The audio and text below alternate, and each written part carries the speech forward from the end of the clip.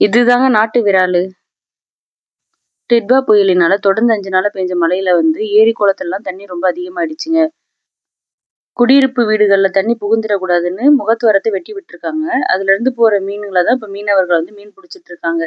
இங்க பாத்தீங்கன்னா, இங்க அருகில் உள்ள புதுப்பட்டினக்குப்பத்து மீனவர்களும், சட்ராசுகுப்பத்து மீனவர்களும் இங்க வலை போட்டு மீன் புடிச்சிட்டு இருந்தாங்கங்க. ஏரியில இருக்க மீனெல்லாம் தண்ணியில அடிச்சிட்டு வர்றதுனால இங்க ஃபுல்லாவே ஜிலேபி மீன் மட்டும் தாங்க இருந்துச்சு. அதுதான் மீனவர்கள் வலையில இருந்து எடுத்துட்டு இருக்காங்க. இந்த ஜிலேபி மீன் அதிகமா இங்க விலையும் போகாதுங்க. அதனால இங்க மீனவர்கள் கொஞ்சம் கஷ்டம்தாங்க. ஏரியில இருந்து வர மீன் எல்லாமே கடல்ல கலக்கறதுனால உப்பு தண்ணியில இந்த மீன்களால ரொம்ப நாள் வாழ முடியாதுங்க. சீக்கிரமாவே இந்த மீன்கள் எல்லாமே இறந்துடுங்க. பக்கத்துல ஒருத்தர் விசிறு வலை போட்டு மீன் பிடிச்சிட்டு இருந்தாருங்க. யாருன்னு கிட்ட போய் பார்த்தா அவர் எங்க பக்கத்து வீட்டு அண்ணாங்க. அவரு பாத்தீங்கன்னா 1, 2 மடவு மீன் மட்டும்தாங்க பிடிச்சிட்டு வந்தாரு. இந்த டிட்வா புயலினால எங்களுடைய மீனவர்களுடைய வாழ்க்கை கேள்விக்குறியாதாங்க இருக்கு. அன்றாட வாழ்வுக்கே ரொம்ப கஷ்டமா இருக்குங்க. இந்த மடவு மீன் உயிரோட இருக்கிறதுனால கையிலேயே பிடிக்க முடியலங்க.